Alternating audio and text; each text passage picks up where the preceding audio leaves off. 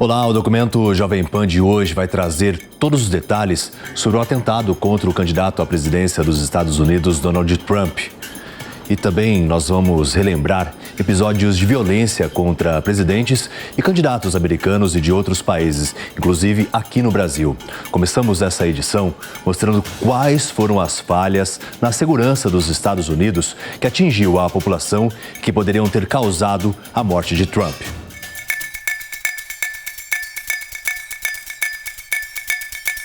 Com a atribuição de elaborar, implementar e colocar em prática o plano de segurança de Donald Trump, o Serviço Secreto americano admitiu nesta semana que foi o único responsável por não ter conseguido desempenhar de maneira efetiva a prevenção do ataque ao candidato republicano, atingindo com um tiro de raspão na orelha durante um comício na cidade de Butler, na Pensilvânia. A diretora do Serviço Secreto dos Estados Unidos, Kimberly Schittle, durante uma entrevista à rede de TV ABC, afirmou que os policiais estavam dentro do prédio onde o atirador, Thomas Matthew Crooks, se posicionou para tentar assassinar o ex-presidente Donald Trump. Na entrevista, Kimberly Schittle classificou o atentado como inaceitável e disse que o fato é algo que não pode acontecer outra vez. Mesmo sob fortes críticas quanto às falhas que quase levaram à morte do republicano, a chefe do Serviço Secreto disse que não vai renunciar ao cargo. Fiquei chocada e preocupada, obviamente, pelo candidato à presidência. Esse foi um evento que não devia ter acontecido. O que eu falaria é que o Serviço Secreto é responsável pela proteção do presidente e informação. A responsabilidade acaba em mim.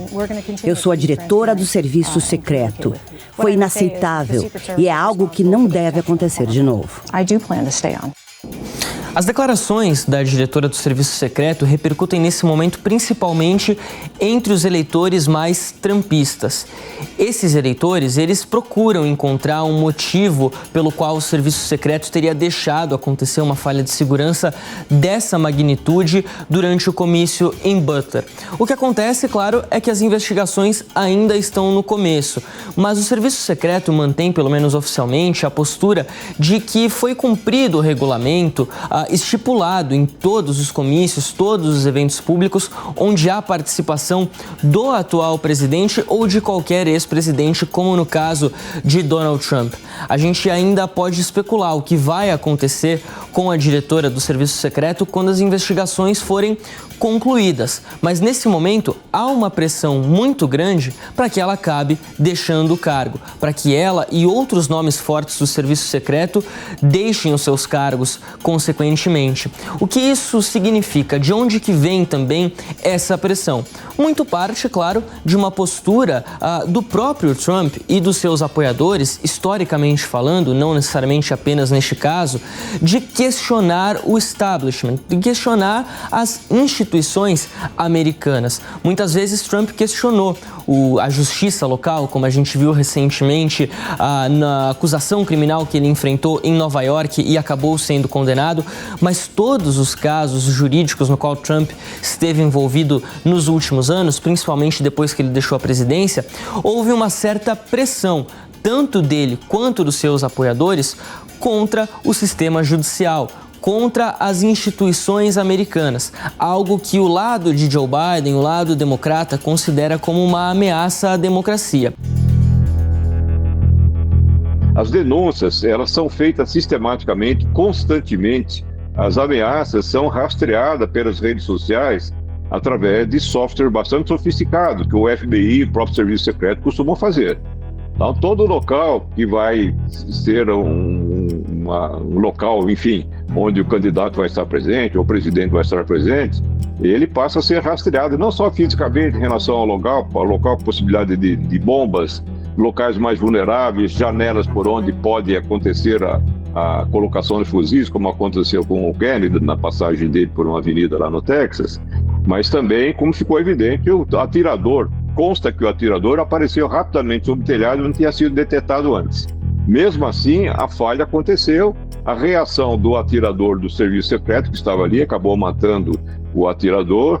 Ela não foi feita em tempo hábil, obviamente. Mas, repito, é sempre importante verificar que que o contexto de ameaça existe. Ao instrumentalizar uma ameaça, ela se torna, portanto, o foco de maior atenção por parte das autoridades policiais, que a partir daí vão fazer uma vigilância direta sobre essas pessoas, eventualmente detê-las para interrogar, etc.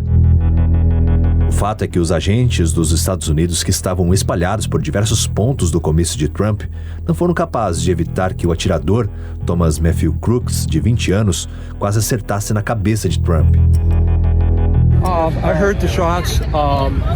Eu ouvi os tiros, pensei que os seguranças tivessem começado os tiros. Alguém para lá começou a gritar, ele levou um tiro, ele levou um tiro. Então eu fui até o local e disse, sou do departamento de enfermaria, deixe-me te ajudar. O moço estava desmaiado entre a arquibancada. Ele levou um tiro na cabeça e tinha muito sangue e problema no cérebro. Então eu peguei ele, aí veio o helicóptero para pegar ele. Então teve várias pessoas que ajudaram, mediram a pressão, o oxigênio. Eu fui um dos que fez isso.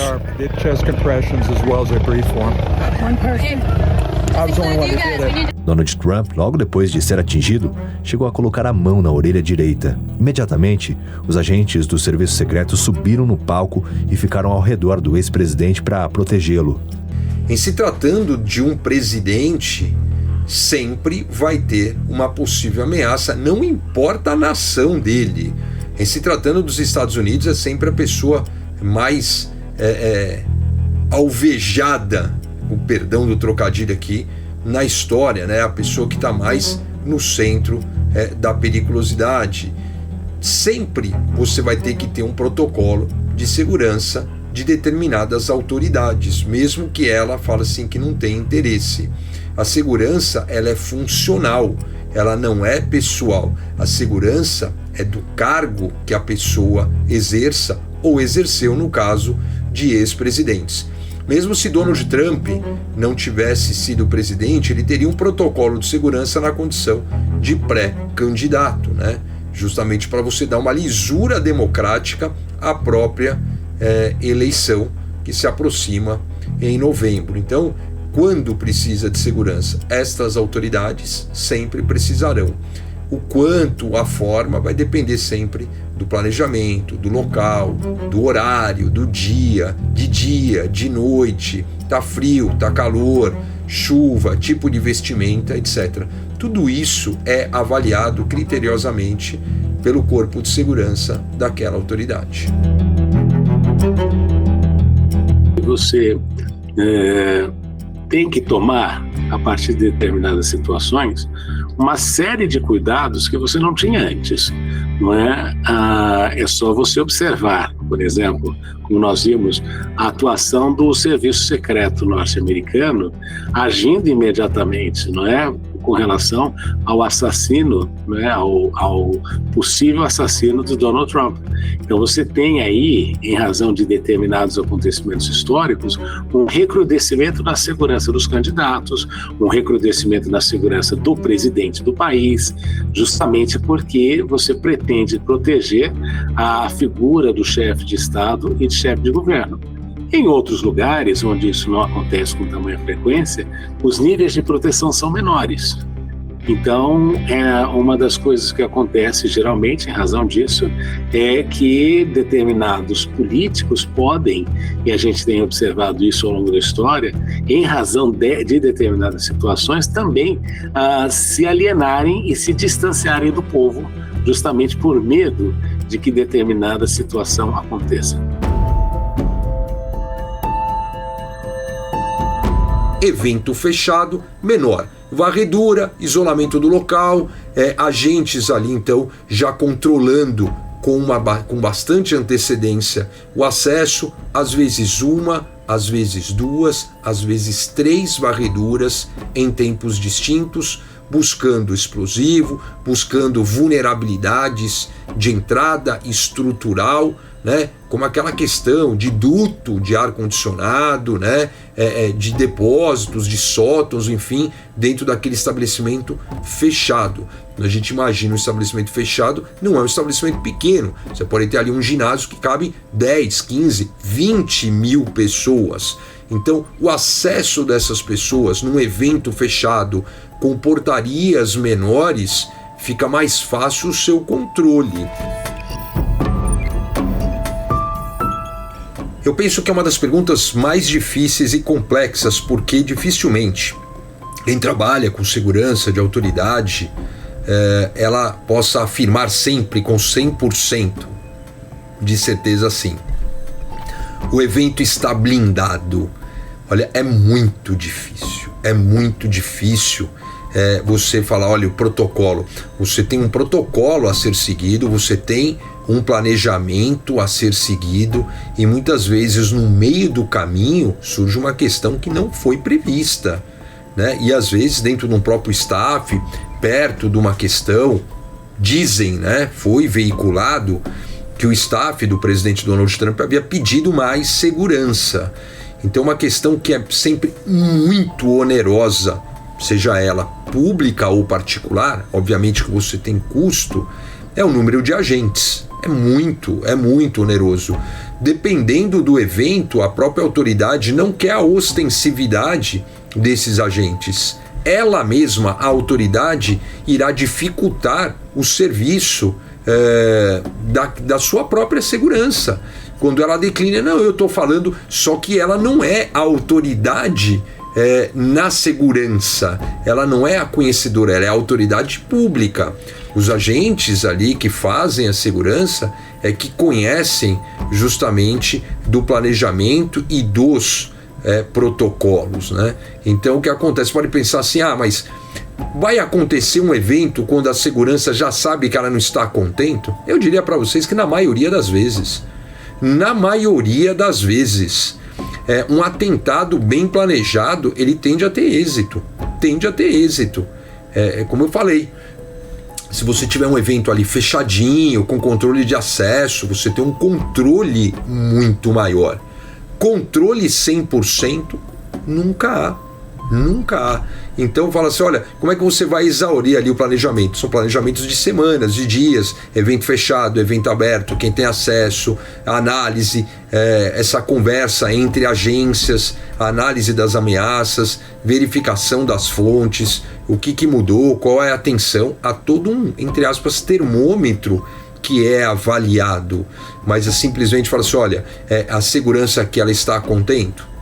Varredura, protocolo, quem vai estar perto, quem não vai, quem que vai fazer primeiro setor, segundo setor, terceiro setor, ou quantos setores o local tiver ali definido. Então, são muitos e muitos fatores, né? Eu sempre defendo o órgão antes de criticá-lo. Não participei do planejamento, não estava no local, não sei quais foram os fatores que possam ter determinado a ação A ou B, né? Faço uma análise fria aqui, tranquila. Então, um protocolo bem planejado, né? Um protocolo bem executado tende a ter o êxito da segurança. Essa é a situação. Mas insisto que isso, na maioria das vezes, fica longe do ideal. Quando Trump se levantou, foi possível ver que tinha sangue na orelha direita, na bochecha e nas mãos. Antes de sair do palco, o republicano chegou a levantar o punho 3 vezes, em um gesto para demonstrar força. A importância de se fazer essas manifestações perto do público é justamente para não se distanciar e para não dar a impressão de que o político é alguém inatingível. Então, quanto mais perto você fica das pessoas, maior a impressão que você dá de que você é um deles, né? Você é alguém que está ali com eles, é alguém do povo, que luta pelo povo e para o povo, né?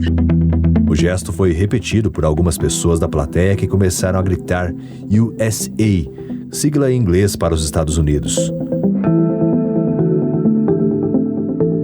Na verdade, a gente tem visto uma mudança mesmo. Na verdade, existe uma teoria nas ciências políticas chamada eleitor mediano. Essa teoria, ela foi bastante persistente ao longo dos anos 90, ali no final da Guerra Fria, onde ela dizia que no eixo político, o eleitor ele sempre vai tender ao centro. Então, o candidato que vencer, ele vai ter a linha mais moderada. Então, a teoria do eleitor mediano, de fato, existiu. Mas só que essa teoria, ela está entrando, ela está caducando um pouco, porque, como eu falei anteriormente, né, a gente vê um cenário cada vez mais polarizado, com as pessoas intolerantes umas com as outras. E o que você me pergunta? E eu vejo também uma mudança nos polos e na maneira que as pessoas pensam. Porque, em tese, na teoria, quem é democrata é a favor do aumento da taxação de impostos, de mais protecionismo. Geralmente eram as classes mais trabalhadoras que votavam nos democratas, né? Em tese, eu nem gosto de usar muito essa nomenclatura, mas os democratas são os eleitores mais de esquerda, que justamente votam em políticas mais de proteção social e tudo mais. E hoje a gente vê que a classe operária está indo mais com os republicanos, que em tese tinham mais o apoio das elites. E hoje a gente vê o próprio vice-presidente escolhido pelo Trump, o J.D. Vance, falando justamente mal das elites. Então, os republicanos eram um partido tido elitista, de direita, que lutavam para baixar as taxas, os impostos, eram mais conservadores, permanecem mais conservadores, mas eles falavam mais com as elites americanas conservadoras. E hoje eles conversam mais com a classe operária, que é onde eles conseguiram justamente se reerguer e conseguir todo esse apoio populista que fez eles subirem com o Trump e estarem aí à frente nas urnas, né? Então, eu acho que a gente vê um fenômeno justamente de mudança, de alteração de eixos, a esquerda e a direita estão meio híbridas. Então, assim, quem era republicano agora é democrata. As elites de Hollywood, por exemplo, apoiam os democratas. Então, assim, direita e esquerda, a gente vai ter que repensar um pouco isso, justamente nesse cenário norte-americano, porque a gente vê uma inversão de papéis aí. Trump, depois do ato simbólico, foi conduzido até o veículo pelos agentes do serviço secreto e levado para outro local. Se percebe que, gradualmente, a partir de um certo momento que nada acontece, essas autoridades, do próprio entorno de segurança, acabam relaxando muito as medidas que são aconselháveis para eles. E quando acontece um evento desse, mostrando que realmente o perigo pode ser real, pode atingir, pode matar, enfim, elas vão intensificar naturalmente os cuidados da segurança. É o caso, por exemplo, o Trump estava sem colete. Se bem que acertar a cabeça, o colete não ia adiantar nada, né? Mas a superfície maior, que é o tórax, acaba pelo menos protegido. A gente sabe que o entorno do presidente Lula já está cogitando de colocar colete. É muito desconfortável, principalmente quando vai fazer contato com o público, mas estão discutindo. Mas isso é uma decisão que compete ao personagem, ao presidente, tomar decisões. Mas não há dúvida de que, a partir desse momento, aquele que o entorno, as estruturas de segurança pessoal, elas acabam levando esse caso, né, esse exemplo, para a autoridade e falar: vamos reforçar tudo aquilo que nós falamos até agora, que o senhor não quis fazer, é melhor agora nós tomarmos um pouco mais de cuidado. Na sequência do atentado, o republicano se pronunciou pela Truth Social, a rede social que o Trump criou depois que foi banido do X, o antigo Twitter, escrevendo que levou um tiro que atingiu o pedaço superior da orelha direita.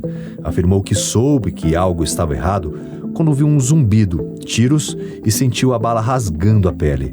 Trump ainda expressou condolências à família da pessoa que foi morta e também à família da pessoa que ficou ferida. Eu acho o Trump um showman, porque logo após todo aquele burburinho, é um impacto emocional muito grande, e ele se reerguer, levantar o braço e falar: luta, luta, luta, fight, fight, fight. Mostra que ele é um showman, assim, de carteirinha, muito simbólico. Essa imagem vai certamente ser uma das imagens deste século.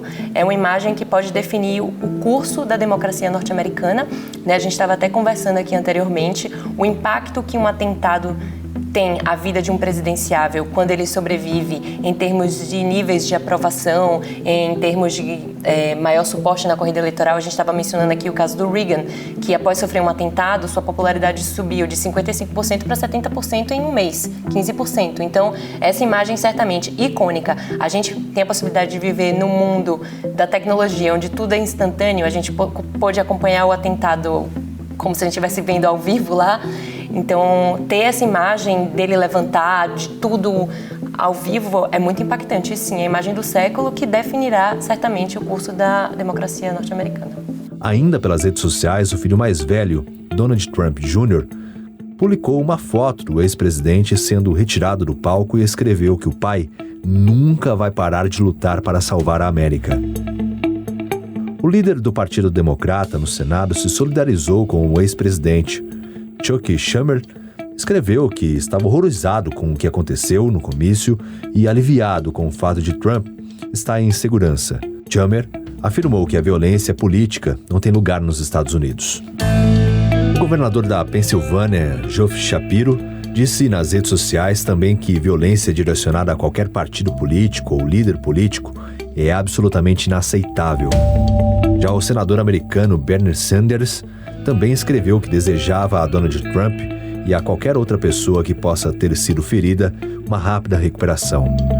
O bilionário Elon Musk, dono da rede X, também postou um vídeo do momento em que Trump se abaixa no comício. Foi nessa postagem que Musk aproveitou para oficializar apoio ao republicano na disputa pela Casa Branca. O ex-presidente americano Barack Obama também escreveu que não havia absolutamente nenhum lugar para a violência política nos Estados Unidos. Destacou ainda que todos deveriam estar aliviados pelo fato de Trump não ter sido gravemente ferido. Ele finaliza garantindo que os americanos devem aproveitar o momento para se comprometer novamente com a civilidade e o respeito na política. O primeiro-ministro de Israel, Benjamin Netanyahu, postou que ele e a esposa ficaram chocados com um aparente ataque ao presidente Trump e que rezavam por segurança. No Brasil, o ex-presidente Jair Bolsonaro publicou, abre aspas, nossa solidariedade ao maior líder mundial do momento. Nos veremos na posse, fecha aspas. Já o presidente Lula publicou que o atentado contra o ex-presidente Trump deve ser repudiado veementemente por todos os defensores da democracia e do diálogo na política e afirmou que o que ocorreu é inaceitável. O democrata Joe Biden, concorrente de Trump na corrida eleitoral americana, no primeiro discurso após o ataque, condenou a violência política e pediu união. Olha, não há lugar na América para esse tipo de violência. É doentio, é doentio. É uma das razões pelas quais temos que unir este país. Não podemos permitir que isso aconteça. Não podemos ser assim. Não podemos tolerar isso. E por isso quero agradecer ao Serviço Secreto e a todas as agências, incluindo as agências estatais, que têm estado empenhadas em garantir assistência a essas pessoas. E temos mais detalhes em relação a outras pessoas que possam ficar feridas na audiência. O atual presidente americano disse que não tinha todos os detalhes do atentado e que pretendia entrar em contato com Trump para se informar.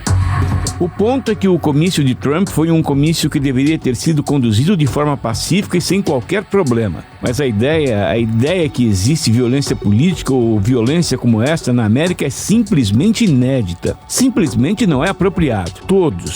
Todos devem condená-lo. Todo mundo. Manterei vocês informados. E se eu conseguir falar com Donald, avisarei vocês também. Até agora parece que ele está bem. Número 1. Número 2, que eles estão investigando minuciosamente o que aconteceu com qualquer outra pessoa na plateia. O opositor a Trump cumpriu a promessa e conversou com o republicano. Biden afirmou que teve uma conversa breve, mas boa com Donald Trump. I spoke with Donald Trump.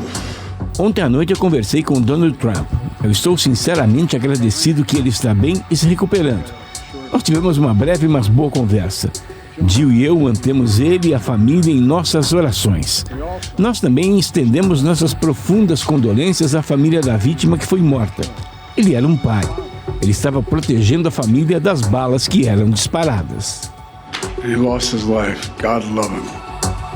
O ex-presidente americano Donald Trump, no primeiro pronunciamento oficial após o ataque, disse que Deus evitou que ele morresse e pediu aos americanos que permaneçam unidos para evitar que o mal vencesse.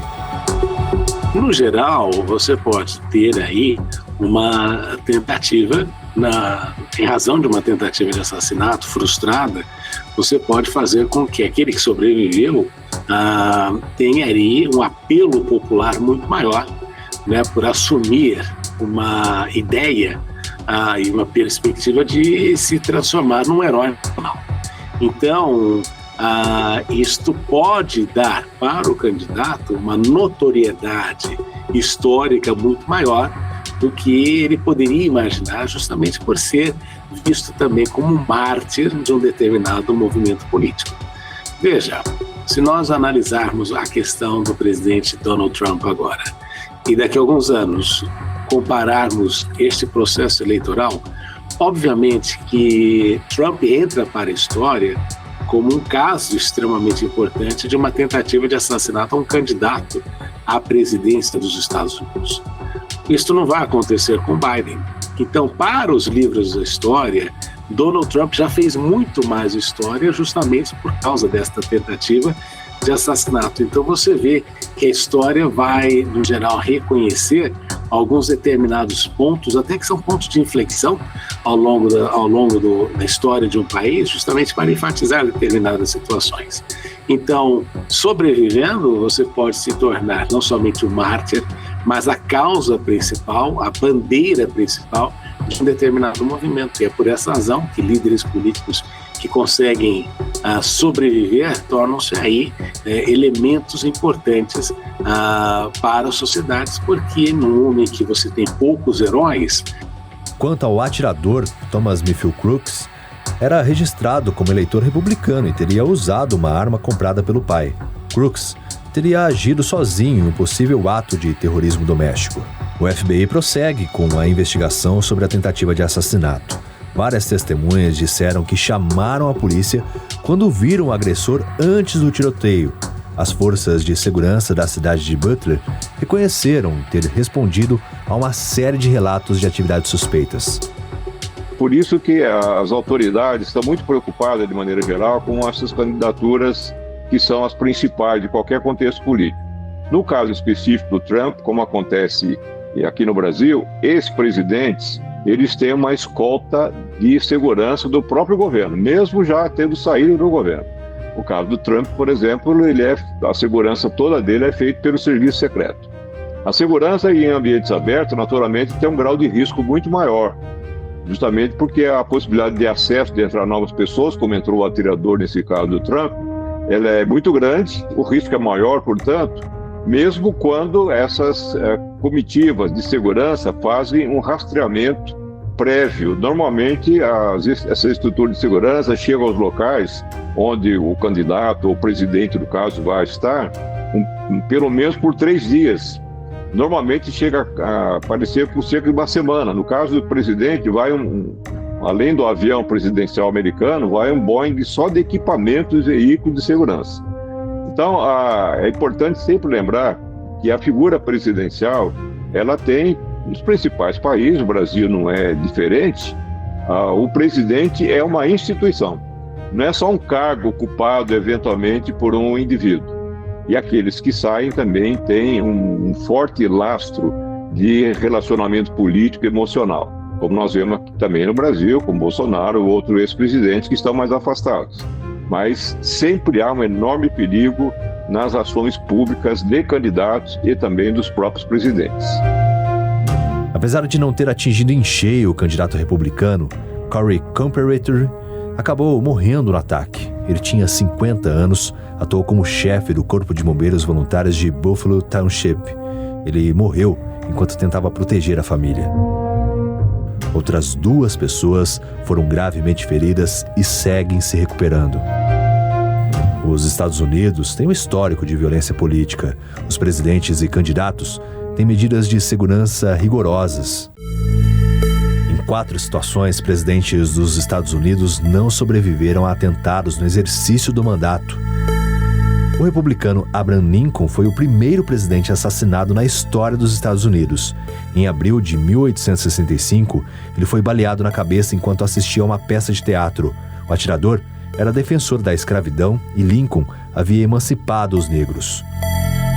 Outro republicano, James Garfield, foi baleado em setembro de 1881. O ataque aconteceu na estação ferroviária de Baltimore e Potomac. O agressor se declarou apoiador da facção da oposição no Partido Republicano e foi condenado à morte. Já no século XX, mais um republicano foi atacado. William McKinley foi baleado em setembro de 1901 durante exposição em Buffalo. O atirador alegou ideologia anarquista e antagonismo de classe e foi condenado à morte. O primeiro presidente democrata assassinado foi John Kennedy.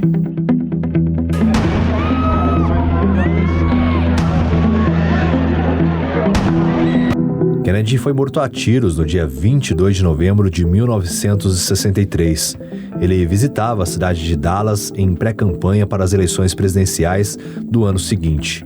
A morte foi transmitida ao vivo. Esse risco sempre está presente, principalmente para as principais figuras na disputa política, é o caso de presidentes, governadores. Eles constituem, de certa forma, um alvo de vários sentidos, que mobiliza muitas paixões. É importante lembrar que a disputa política não é apenas a pauta racional de coisas a serem feitas, promessas, etc. Há sempre um conteúdo emocional nisso, nas acusações, nas agressões verbais que os políticos e partidos costumam se fazer.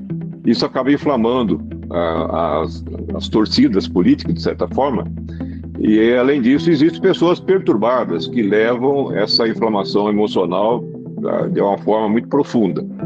Nós percebemos em casos tanto do Kennedy como desse caso aconteceu com o Ronald Reagan também, uma tentativa de assassinato, essa tentativa contra o Trump, que eram pessoas extremamente perturbadas. Essa figura que tem uma aura muito forte de publicidade, que são os grandes candidatos, elas geram, portanto, muito incômodo emocional a pessoas fortemente perturbadas. E algumas podem chegar a atos extremos como esse que nós estamos vendo. O atirador Lee Harvey Oswald, ex-fuzileiro naval que tinha sido da União Soviética, foi morto antes do julgamento e o motivo do ataque é desconhecido. 5 anos depois, em junho de 1968, o irmão de John, Bob Kennedy, foi ferido mortalmente a bala após discurso da vitória nas primárias democratas da Califórnia. O atirador foi condenado à prisão perpétua. Hoje em dia, outro Kennedy está na disputa pela presidência dos Estados Unidos, o sobrinho de John, Robert Kennedy Jr., pelo Partido Democrata. O atual presidente dos Estados Unidos e também candidato Joe Biden pediu ao serviço secreto que faça a segurança dele. Segundo Robert, ao conversar com o presidente depois do atentado, ele teria pedido que Robert Kennedy desistisse da campanha para apoiá-lo. Ele recusou.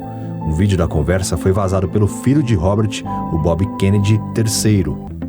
Bom, a princípio, logo depois do atentado, no sábado, a sensação que houve, tanto dentro dos Estados Unidos quanto internacionalmente, era de que a eleição já estava garantida para Donald Trump, que o ataque era, de fato, a pá de cal nessa eleição, que prometia desde o começo ser bem apertada, como foi a disputa entre Trump e Biden lá em 2020, e que se preparava para ser apertada novamente agora em 2024. Mas a situação tem caminhado de uma maneira um pouco diferente. Por quê? Porque, primeiro de tudo, as investigações do FBI dizem que, a princípio, tudo indica que Thomas Matthew Crooks agiu sozinho, sem necessariamente uma motivação política ou ideológica para conduzir esse ataque. Nós podemos estar falando aqui de uma pessoa que era completamente insana, fora das suas capacidades mentais completas, e que decidiu que ia atirar em alguém bastante conhecido do público, sem se importar necessariamente se tratava de um republicano ou um democrata, uma pessoa de direita ou de esquerda. Isso acaba desaquecendo um pouco essa narrativa, essa possibilidade de que Trump foi vítima de um atentado político. Claro, as investigações ainda estão no começo e é o FBI quem vai trazer essas respostas. Mas, a partir do momento que essa possibilidade acaba sendo desidratada, certamente que isso perde um pouco do impacto eleitoral.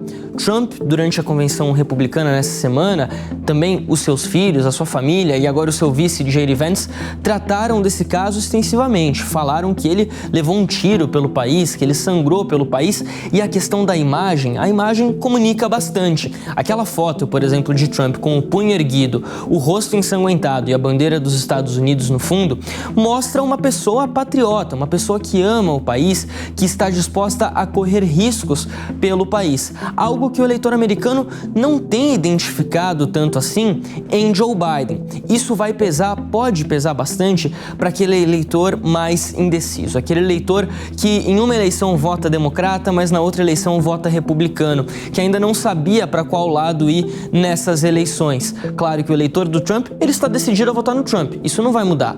O eleitor do Biden, o eleitor democrata, está decidido a votar democrata, independente de quem seja candidato. Isso também não vai mudar. A disputa fica ali no meio, aquela grande massa eleitoral americana que não sabe exatamente para qual caminho ir. E agora, por conta desse ataque, pode pender um pouco mais, sim, para votar no Trump. O discurso tem sido focado nisso.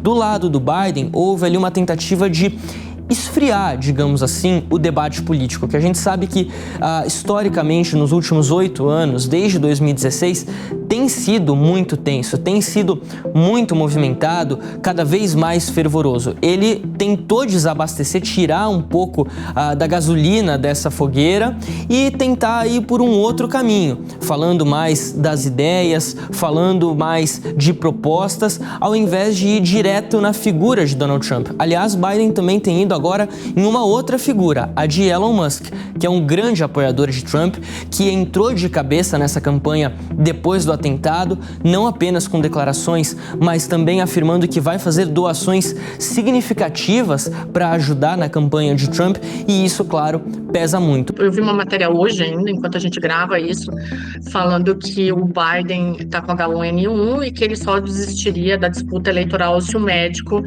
atestasse isso, né? Fato é, o atentado contra o Donald Trump praticamente deu a presidência da República para ele, né? Ele já tinha uma vantagem muito maior, agora tem que ver o que vai acontecer com Biden, se vai assumir uma outra pessoa no lugar dele, se essa pessoa é capaz de quebrar toda essa narrativa dominante do Donald Trump, mas fato é que atentados políticos, eles acabam transformando aqueles que sofreram os atentados em mitos e heróis. E mitos e heróis, eles não andam no meio da sociedade, eles estão lá no Olimpo. Então pode-se dizer que o Donald Trump agora foi alçado ao Olimpo da política. Vai ser muito difícil tirar ele de lá, né? De novo, consequências do medo e da paixão na política. Ao longo da história dos Estados Unidos, 16 presidentes foram vítimas de atentados, entre eles Andrew Jackson sofreu atentado em 1835, ele não foi atingido. Em 1933, o atentado foi contra Franklin Roosevelt, também não chegou a ser ferido. Gerald Ford foi vítima de 2 atentados em 1975, saiu ileso nos 2 casos. Harry Truman foi vítima em 1950, também não foi atingido. Em 1981, o alvo foi o presidente Ronald Reagan. Reagan saiu ferido nesse atentado, mas sobreviveu. Bill Clinton, em 1994, também ficou no alvo de atiradores, mas não foi atingido. E George W. Bush foi o último a enfrentar um atentado em 2005. Por exemplo, no caso do arquiduque Francisco Ferdinando, ele era um integrante, ele era um anarquista de um movimento chamado Mão Negra, que era contra a hegemonia do Império Austro-Húngaro em territórios ali dos Balcãs, né? Então ele tinha toda a mobilização política e no que ele provavelmente acreditava. Em alguns outros casos também, o Abraham Lincoln também, a questão mais política. Eu acho que em outros casos, até os atentados terroristas, né, de o que chamamos de lobos solitários, que são recrutados justamente por organizações terroristas, tem toda essa pegada egóica e essa promessa de que, por exemplo, no caso do ISIS, né, que eles falavam, não, você vai conseguir, vai para o céu, vai ter 7 esposas, e eles se sentiam, na época que houve os atentados em Paris, em 2015, 2016, que ele saiu, vários, né, membros da Daesh, eu acho que em português, né, saíram atirando em várias pessoas lá na França, diziam, eles se sentiam vistos, né, eram pessoas que tinha esse fator egóico. No caso do Trump, a gente ainda não sabe a verdadeira motivação do assassino. Eu acredito que ele era um lobo solitário, que é justamente esse perfil de uma pessoa mais reclusa, que tem tendências a gostar de jogos e talvez isso tenha um impacto narcísico mesmo na personalidade dessa pessoa e a notoriedade que traria para ele, né, nesse aspecto.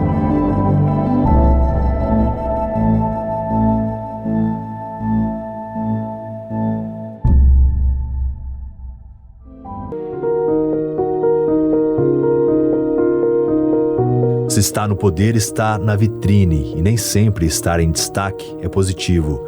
Políticos representam efetivamente determinados grupos, seja de um espectro político à direita ou de um outro espectro político à esquerda. Historicamente, muitas vezes essa questão de assassinato de líderes é utilizada como uma forma de manifestação de alguma expressão de vontade ou de manifestação com relação ao pensamento. Se você pensar, no caso da Primeira Guerra Mundial, você teve justamente o assassinato do arquiduque Ferdinando, que foi o que gerou toda a questão da Primeira Guerra Mundial. Então, o assassinato de líderes políticos não é algo novo. Você vai até na história, se você pensar, o próprio assassinato de César, não é, no Senado romano, como uma forma de manifestação daqueles que eram contrários. Então, políticos historicamente têm, por representarem determinados grupos sociais ou representarem determinados valores, criam justamente lados opostos, que esses lados opostos, muitas vezes, como uma forma de expressão, utilizam a via do assassinato como uma maneira de tentar fazer com que aquele desejo assuma aí uma proporção maior na sociedade. Em 2022, a presidente da Argentina, Cristina Kirchner, escapou por pouco de um atentado. Um homem identificado como Fernando Sabag Montiel, brasileiro, apontou uma arma e tentou matar Kirchner quando a então vice-presidente chegava em casa em Buenos Aires, e as imagens das TVs locais flagraram o momento em que a arma usada no ataque parece ter falhado. O julgamento de Montiel começou no final de junho deste ano e ainda pode demorar 1 ano para terminar. Na Ucrânia, uma trama macabra no começo dos anos 2000 abalou a política por lá e tentou tirar a vida do então candidato à presidência do país, o Viktor Yushchenko, enquanto ele ganhava cada vez mais espaço, o que levou ao comando da Ucrânia entre 2005 e 2010, Yushchenko começou a perceber a aparência e saúde mudarem. Ele já era um ferrenho opositor ao regime russo que tinha muita influência no país vizinho desde a ex-União Soviética, e a ascensão dele lá na Ucrânia incomodava muitos adversários. Em 2004, em plena campanha eleitoral, o rosto do Yushchenko ficou desfigurado, com lesões no mínimo estranhas. O lado esquerdo chegou a ficar paralisado. Ele também tinha dores abdominais e nas costas, além do pâncreas e do fígado, que acabaram sendo afetados. Os rivais políticos na época diziam se tratar de excesso de álcool e intoxicação alimentar, mas o próprio serviço secreto ucraniano chegou a negar o envenenamento. Aí, anos depois, foi comprovado, com exames de sangue, que ele foi de fato vítima de dioxina do agente laranja. É um herbicida usado como arma química lá pelos americanos durante a Guerra do Vietnã, bastante tempo atrás, e capaz de causar estragos quase que irreparáveis. No Paquistão, no dia 27 de dezembro de 2007, entrou para a história no país com o assassinato de Benazir Bhutto, morta aos 54 anos em um atentado durante campanha política. Benazir saía de um comício em Rawalpindi, cidade próxima à capital Islamabad, quando foi alvejada no pescoço e no peito por um homem-bomba de apenas 15 anos, que depois se explodiu.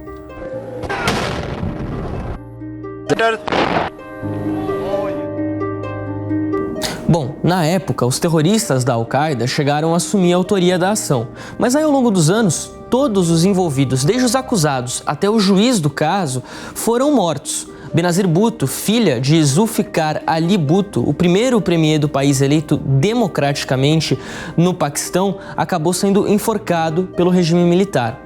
A Benazir foi a primeira mulher eleita primeira-ministra em um país islâmico, algo histórico. Ela chegou a se tornar primeira-ministra do Paquistão, na verdade, 2 vezes ali na década de 90, mas nunca ganhou completamente a confiança dos militares. Ela foi acusada de corrupção, forçada a abandonar o poder e depois ali acabou indo para um autoexílio. Na época, quando ela voltou para o país, ela tentava retornar ao poder pela primeira vez antes de acabar sendo assassinada em um país que é muito marcado pelo terrorismo. A gente fala bastante da Al-Qaeda e até hoje, principalmente na região de fronteira com o Afeganistão, essa é uma realidade bastante forte por lá.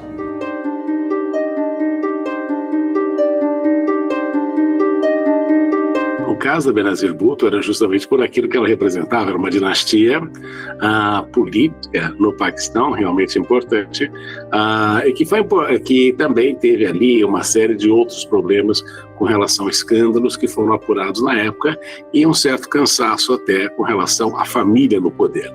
Mas não é o único caso, você teve a própria Indira Gandhi, que não era descendente do Mahatma Gandhi, mas era descendente do primeiro-ministro indiano, e a família Gandhi durante muito tempo teve ali um papel importante, mas a própria Indira Gandhi foi assassinada, não é? Então você tem historicamente pessoas que já estão no poder ou candidatos que já estão no poder, que querem entrar no poder ou já estiveram no poder e são assassinados justamente porque os grupos políticos se opõem. Então, você tem aí várias situações ao longo da história que evidenciam essa forma de expressão.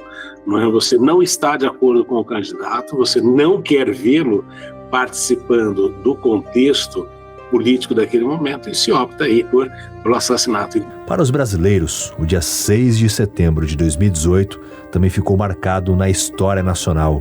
Foi em Juiz de Fora, Minas Gerais, durante a campanha eleitoral para a presidência da República, que Jair Bolsonaro levou uma facada na barriga. O então candidato na época era carregado por uma multidão de apoiadores quando Adélio Bispo de Oliveira se aproximou e esfaqueou o político do PL, que meses depois se tornou presidente do país. Bolsonaro teve uma grave hemorragia e precisou ser submetido a uma série de cirurgias e internações.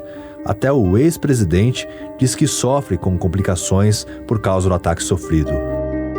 Uma investigação da Polícia Federal aponta que o autor da facada, natural de Montes Claros, no norte de Minas Gerais, agiu sozinho. Ele negou que a motivação tenha ligação com algum partido político. Na época do crime, Adélio Bispo tinha 40 anos. Ele continua preso na Penitenciária Federal de Campo Grande, no Mato Grosso do Sul. De início, nós fazemos uma diferença entre eventos abertos e eventos fechados. Vamos começar pelo mais difícil, mais complexo, que é evento aberto. Você consegue imaginar que tipo de segurança com êxito deve ser feita, por exemplo, naquelas motociatas que o ex-presidente Jair Bolsonaro fazia, em que pese ele está trajando um colete balístico, um capacete que muitas vezes foi até criticado, que também era balístico, mas por óbvio você tem a frente que não é balística, ela é desprotegida. O colete balístico, ele tem uma lateral muito vulnerável, né? Ele acaba fazendo aqui a proteção do tórax. Você tem a região de pescoço também muito exposta. Onde eu quero chegar? Que você não tem ali uma proteção, entre aspas, de vestimenta 100%. Você tem uma região de cintura para baixo também ali exposta, né? Um tiro de fuzil, dependendo do calibre do tipo de arma na perna, atingindo ali a veia femoral, você tem um estrago que caminha para a fatalidade. Então, é muito difícil. A exposição de uma autoridade num evento aberto é sempre uma questão de risco, né? Apesar da politização durante a campanha de 2018, Bolsonaro não esperava que seria atacado. Em imagens que mostram o momento do episódio, ele não conseguiu perceber a presença do agressor, que também não deu chance de defesa.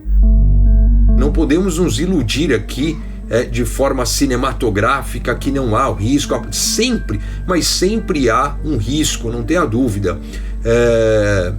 Consegue imaginar esse percurso que o ex-presidente Jair Bolsonaro fez por tantas rodovias, vou falar aqui do estado de São Paulo, passando por passarelas, passando por regiões de morro? Será que realmente quem cuidava da segurança dele teve a estrutura necessária para fazer essa varredura de tantos quilômetros e a tantos pontos possíveis ali de um disparo fatal? E ainda, quem estava no seu entorno, né? Então, qual foi o critério de proximidade, vamos chamar assim, ao pelotão de frente das motos? Voltamos ao evento aberto, né? qual é o controle? Vai ter um controle de acesso. O evento ele é aberto ao público. Então, por exemplo, o evento ali ele foi montado numa área de eventos, ou ele é dentro de um ginásio poliesportivo, ou ele é dentro de um estádio de futebol, né? Um evento de rua ele é de uma complexidade enorme, porque, por exemplo, você passa perto de um prédio. Então esvaziou-se o prédio, fez uma varredura por todos os andares que dão ângulo de tiro para o percurso que aquela autoridade vai passar, por todos os prédios daquela avenida. Então observem o tamanho da complexidade que você tem.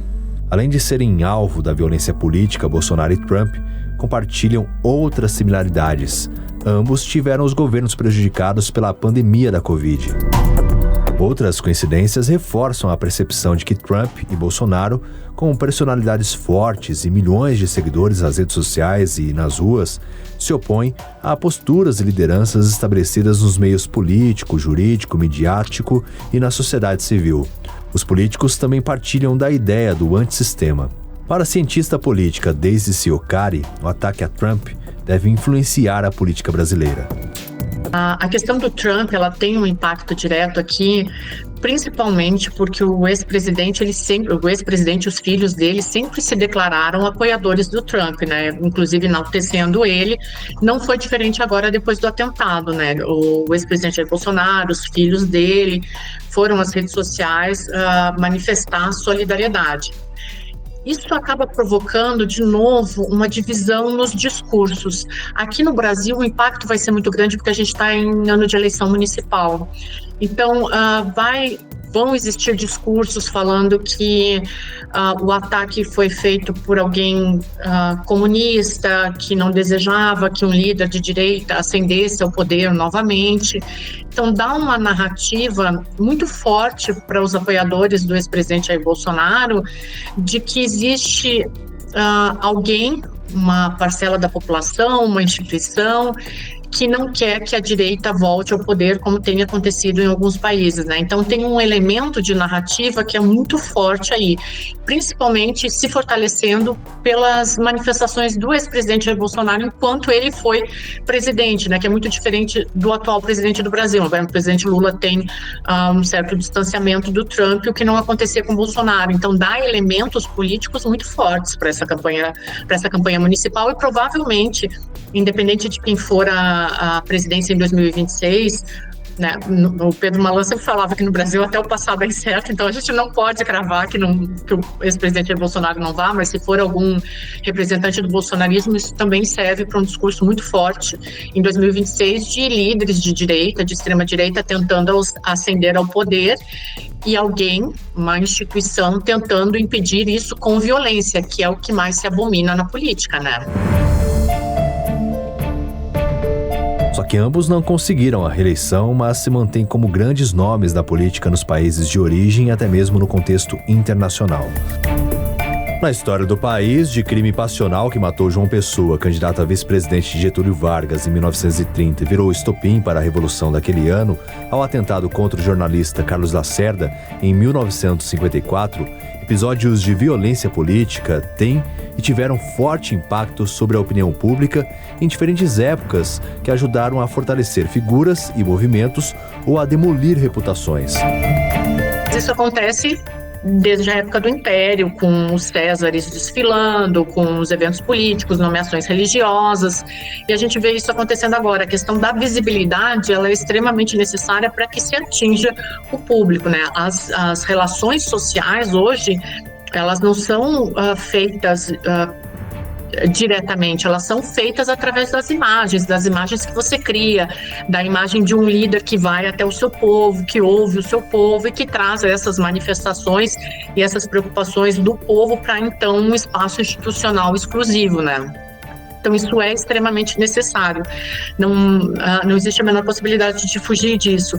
Eu acredito que cada vez mais a gente vai ver isso potencializado. O que os líderes devem fazer, o que esses personagens devem fazer é, obviamente, aumentar a segurança em torno deles, mas fugir disso só vai distanciar as pessoas do objetivo dela. O terceiro presidente do Brasil, Prudente de Moraes, participava de uma recepção a 2 batalhões que retornavam da Guerra de Canudos, no Arsenal de Guerra, quando sofreu um atentado, mas resistiu, e um marechal acabou morrendo no lugar dele.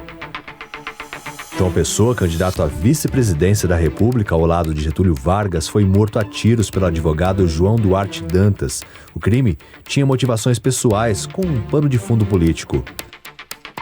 Carlos Lacerda, no dia 5 de agosto de 1954, também foi vítima de tentativa de assassinato, o que provocou uma grave crise política e militar que culminou com a exigência da renúncia de Getúlio Vargas e com posterior suicídio no dia 24 do mesmo mês. No dia 25 de julho de 1966, ainda no período inicial da ditadura militar, o Marechal Arthur da Costa e Silva chegou ao aeroporto de Recife, em Pernambuco, e sofreu um atentado à bomba no saguão do aeroporto. 2 pessoas morreram, outras 14 ficaram feridas e, por pouco, não machucou o candidato.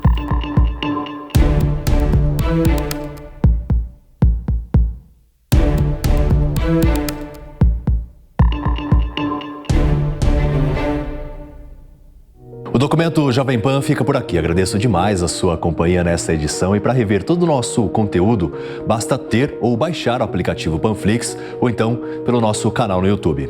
Até mais!